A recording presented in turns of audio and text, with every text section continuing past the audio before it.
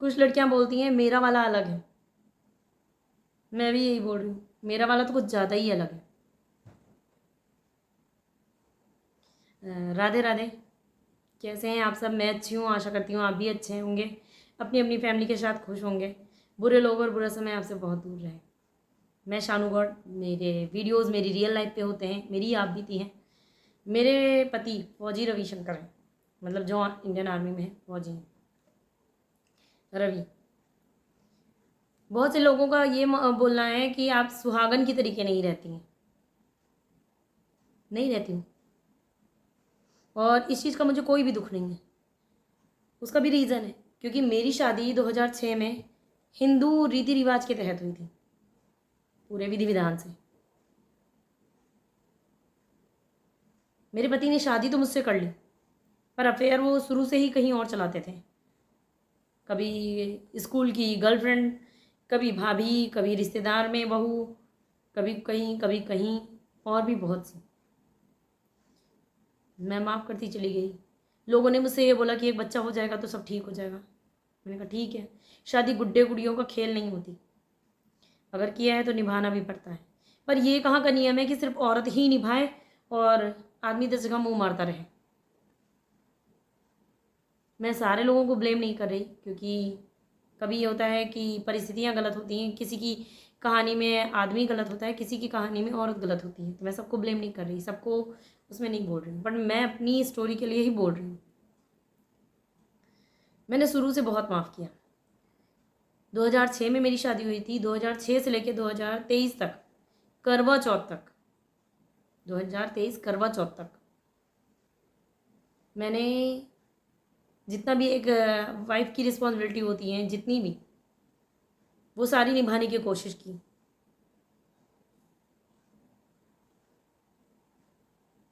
मैंने मुझे पता था कि मेरे पति का अफेयर उम्र से, माँ की उम्र की, 50-55 साल की उम्र तक की औरतों के साथ भी फिजिकल रिलेशन है। उसके बावजूद मैंने करवा चौथ का व्रत भी रखा। अभी 2023 की है, मैं फ़ोटो शेयर कर रही हूँ, आप देख लीजिएगा।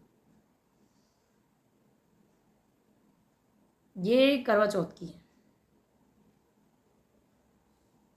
कि इतना झगड़ा होने के बाद, बच्चे को जान से मारने की कोशिश करने के बाद भी मैंने सारे जो भी रीति रिवाज होते हैं पत्नी के, अपने पति के प्रति, वो सब निभाए। उसमें कभी मैंने छल कपट नहीं किया। और उसके बावजूद रवि दूसरी औरतों के पास जाते रहे। मैंने, लोग बोलते हैं उनको सुधारने की कोशिश करो, समझाओ। मैंने कई बार रविशंकर की सिम चेंज कर दी, सुलहनामा साइन करके दिया गया वहाँ से। और उसके बाद मैंने कहा चलो ठीक है, एक नई शुरुआत करते हैं। मैंने कोशिश भी की, पर कोई भी रिश्ता एक तरफा नहीं चलता है। जब तक दोनों तरफ से चाह नहीं हो रिश्ते निभाने की। बार बार मैं सिम चेंज करती रही, बार बार रवि नए नंबर से नए लड़कियों के पास कॉल करते रहे। पुराने वालों को तो एड्रेस जानते ही हैं, जाना होता है जा करके मिल लिया। और एक औरत के लिए सबसे टफ टाइम पता क्या होता है? कि उसे पता हो कि मेरा पति किसी और औरत के साथ सो के आया है।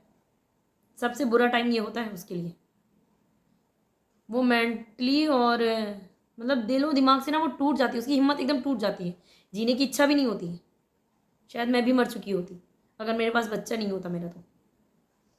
फिर मुझे लगा कि ऐसे इंसान के लिए मरने से क्या फ़ायदा जिसे मेरे मरने जीने से कोई फ़र्क ही नहीं पड़ता। मैं तिल तिल मर रही थी, रो रही थी, रवि को कोई फ़र्क ही नहीं था। रवि अपनी अय्याशियों में डूबे थे, मैं घर में अकेले रह रही थी।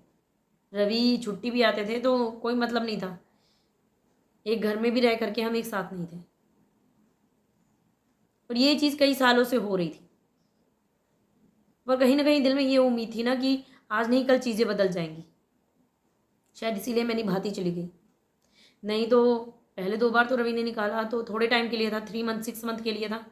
पर बाद में जब रवि ने 2017 में निकाला तो 2020 तक मैं और रवि से अलग रही। उस टाइम पे भी मैंने कभी ये नहीं सोचा कि नहीं मुझे कोई ऐसा लीगल कदम उठाना है या फिर रवि को छोड़ना है या फिर एक विधवा की तरीके से ज़िंदगी बितानी है, कभी नहीं सोचा। मुझे यही लग रहा था कि रवि सुधर जाएंगे, आज नहीं कल रवि को समझ में आ जाएगा। पर जब एक आदमी इतनी औरतों के साथ फिजिकल रिलेशन में चला जाए ना, तो कभी भी नहीं सुधर सकता। और ये गांव समाज के अगल बगल के पड़ोसियों को भी उनके पता है, फ्रेंड सर्किल में रविशंकर के सबको पता है कि रवि का कैरेक्टर खराब है, चरित्रहीन है वो। पर लोग मेरे ऊपर ही उंगली उठा रहे हैं कि तुम सिंदूर नहीं लगाती, क्या फ़ायदा ऐसे सिंदूर लगाने का, पति साथ नहीं है तो मेरे लिए तो मरा हुआ हो गया ना।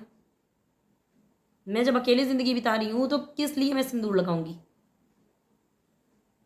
दिसंबर के पहले की मैं फोटोज अपनी लगा रही हूँ, आप देख लीजिए, सिंदूर लगाती थी। गले में मंगलसूत्र पहन लेना और मांग में यहाँ से यहाँ तक सिंदूर भर लेने से कोई सुहागिन नहीं हो जाती। ये नाम के चीज़ें पहनने से क्या मतलब है। पति अच्छा हो तो गरीबी भी काट लेंगे, एक टाइम खाना ना भी न मिला ना, और एक टाइम नमक रोटी भी मिलेगा दिन भर में एक बार, तो वो भी रह लेंगे सुकून से। पर चरित्रहीन इंसान के साथ रहने से कोई मतलब नहीं बनता। और मेरी शादी का कौन सा फ्यूचर है, ज़रा आप मेरे को बताइए। जो लोग भी बोलते हैं ना सिंदूर लगाना चाहिए, सुहागन की तरीके रहना चाहिए, मेरा पति नहीं है, जब मेरे साथ नहीं है, देखिए वो सो रहा है किसी और के साथ। मैं क्लियरली बोल रही हूँ, बहुत से लोगों को ये वर्ड ना बहुत बुरे लग रहे होंगे मेरे, कि नहीं बेशरम है, बदतमीज़ है, कैसे खुले खुले बोल रही हूँ। मैं बोल रही हूँ वो रह रहा है किसी और के साथ भाग के, वो 50 साल की हो, 55 साल की हो, या कितनी भी हो, मेरे से उम्र में बहुत बड़ी है। वो औरतें, एक होती बात दूसरी थी, कई औरतें हैं, कई औरतें, ठीक है। तो बड़ी औरतों के साथ रह रहे हो, रवि रवि से भी बड़ी एज की हैं वो औरतें, सिर्फ मेरे से नहीं बड़ी हैं, रवि से भी उम्र में बड़ी हैं। तो रवि को पहले से पता था कि मुझे कैसी औरतों में इंटरेस्ट है, तो उन्हें जब शादी करनी थी ना, तो 50-55 साल की लेडीज से शादी करते, अपने से 6-7 साल छोटी लड़की से शादी करके वो क्या जता रहे थे समाज में। जब बीबी रखने की औकात नहीं हो तो शादी करनी ही नहीं चाहिए। किसी की ज़िंदगी बर्बाद करने का किसी को कोई हक नहीं होता। और जो समाज के कुछ लोग बोलते हैं सिंदूर लगाओ, ये करो वो करो, क्यों लगाऊं। जिस इंसान के साथ रवि सो रहे हैं, फिजिकल रिलेशन में है, रवि रह रहे हैं जाके, सिंदूर लगाने का भी हक उसको है, मंगलसूत्र पहनने का भी हक उसको है, करवा चौथ रहने का भी हक उसी को है, क्योंकि एज हस्बैंड है ना, तो उनकी रिस्पॉन्सिबिलिटी है। गर्लफ्रेंड बन के तो सभी रहना चाहती हैं, बीबी बन के उनकी जिम्मेदारी उठाए, समाज में हाथ पकड़ के रखे। सब लेडीज़ों ने कॉम्प्रोमाइज़ कर लिया तो मैं भी वही करूं, ये नहीं हो सकता मुझसे।